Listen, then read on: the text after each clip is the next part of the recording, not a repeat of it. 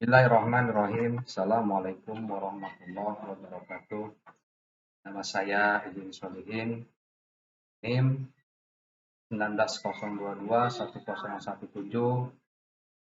kelas B1B karyawan, program studi ilmu pemerintahan, Fakultas Ilmu Sosial dan Ilmu Politik, Universitas Muhammadiyah Cirebon. Pada kesempatan ini, saya akan menjelaskan sedikit tentang materi pemberdayaan masyarakat kota dan desa guna memenuhi tugas mata kuliah pemberdayaan masyarakat kota dan desa. Sebelum melanjutkan materi tersebut, saya mohon untuk membagikan video tersebut dan like, subscribe video tersebut. Kita masuki materi pemberdayaan masyarakat. Pada materi ini, saya akan menjelaskan pengertian pemberdayaan masyarakat, tujuan pemberdayaan masyarakat, prinsip pemberdayaan masyarakat, tahapan pemberdayaan masyarakat, serta yang terakhir kesimpulan dari pemberdayaan masyarakat. Yang pertama, kita mulai dari pengertian pemberdayaan masyarakat.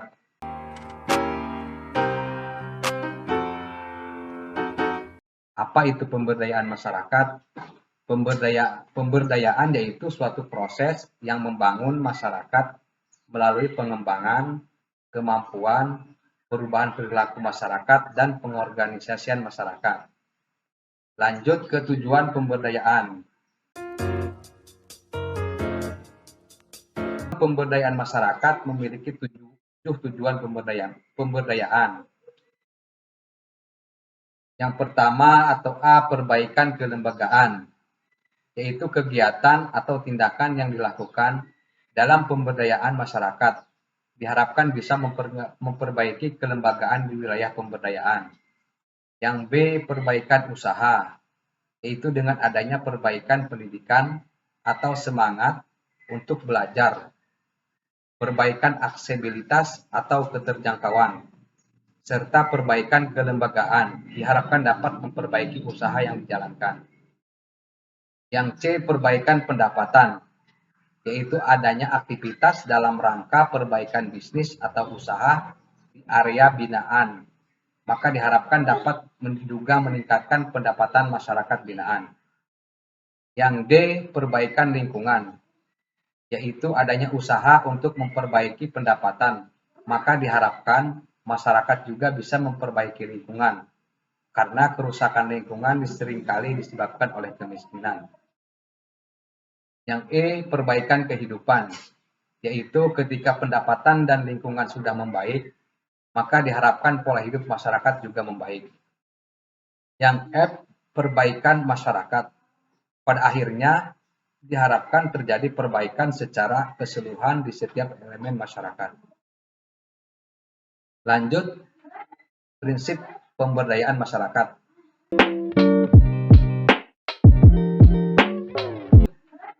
Prinsip pemberdayaan masyarakat. Dalam pemberdayaan masyarakat, terdapat 4 prinsip yang berfungsi agar pemberdayaan masyarakat yang dilakukan dapat sukses. 4 prinsip tersebut diantaranya A, kesetaraan. Ini adalah prinsip utama yang harus dipegang. Pada prinsip ini, kesetaraan dan kesejajaran kedudukan antara masyarakat dan dengan lembaga yang melakukan program-program pemberdayaan masyarakat. Yang B, partisipasi. Program yang dapat menstimulasi kemandirian masyarakat adalah program yang bersifat partisipatif. Yang C, kemandirian. Prinsip ini adalah menghargai dan mengedepankan kemampuan masyarakat daripada bantuan pihak lain. Dalam prinsip ini, tidak melihat orang miskin sebagai orang yang tidak mampu, tetapi sebagai subjek yang memiliki kemampuan sedikit. Yang D, berkelanjutan. Pada dasarnya program pemberdayaan harus memiliki tujuan yang berkelanjutan. Harus secara perlahan memberikan masyarakat peran yang dominan terhadap pemberdayaan, bukan lagi pendamping yang berperan dominan. Lanjutnya tahapan pemberdayaan masyarakat.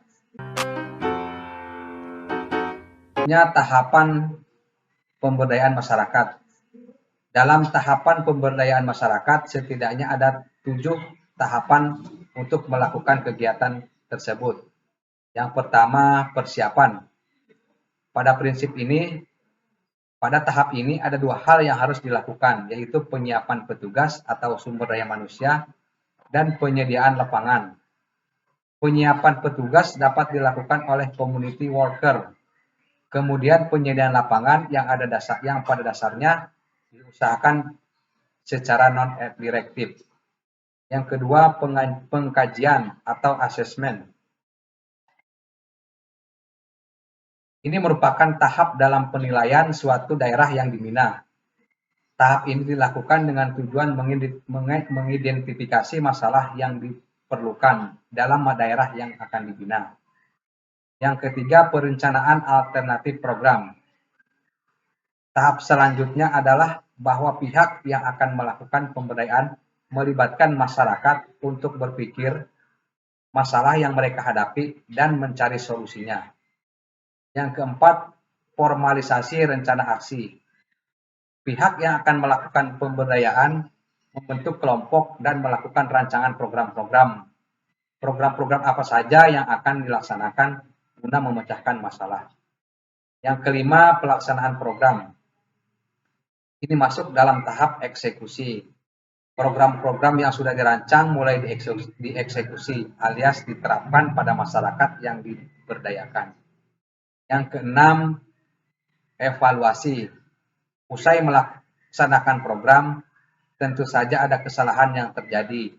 Hal tersebutlah yang kemudian menjadi evaluasi agar program ke depannya bisa lebih baik lagi. Dalam tahap evaluasi, juga sebaiknya melibatkan warga untuk melakukan pengawasan terhadap program-program yang berjalan. Yang ketujuh, terminasi. Tahap terakhir dalam pemberdayaan masyarakat adalah terminasi. Tahap ini adalah tahap di mana pihak yang memberdayakan melakukan pemutusan hubungan secara formal dengan masyarakat yang dibina. Selanjutnya, siapa yang berhak mendapatkan pemberdayaan tersebut? Semua kalangan masyarakat berhak mendapatkan pemberdayaan, karena pemberdayaan ada untuk masyarakat kota maupun masyarakat desa. Pemberdayaan masyarakat kota.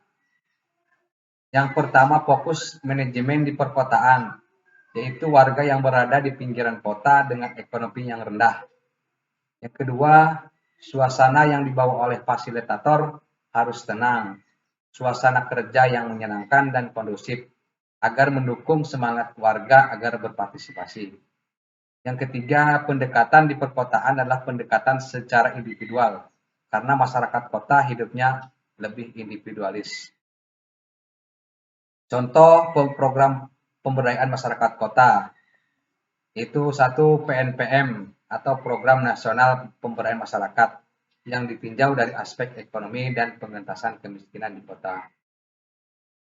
Kita masuk pemberdayaan masyarakat desa. Yang pertama, fokus di manajemen pedesaan, yaitu seluruh warga desa yang ada di desa. Yang kedua, suasana pemberdayaan desa sama dengan di kota harus tenang, menyenangkan dan kondusif.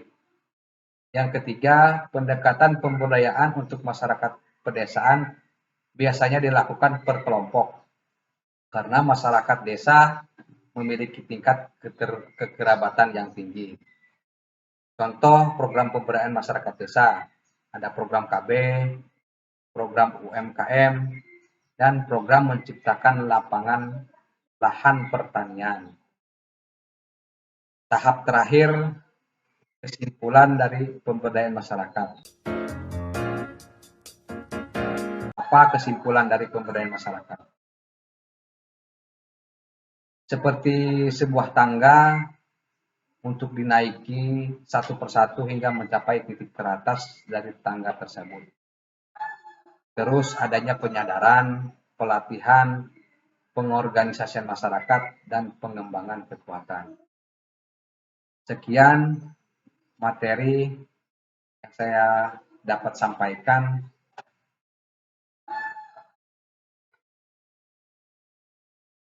Mudah-mudahan dapat bermanfaat bagi diri saya, khususnya dan umumnya bagi teman-teman seperjuangan. Billahi taufiq wal hidayah. Wassalamualaikum warahmatullahi wabarakatuh.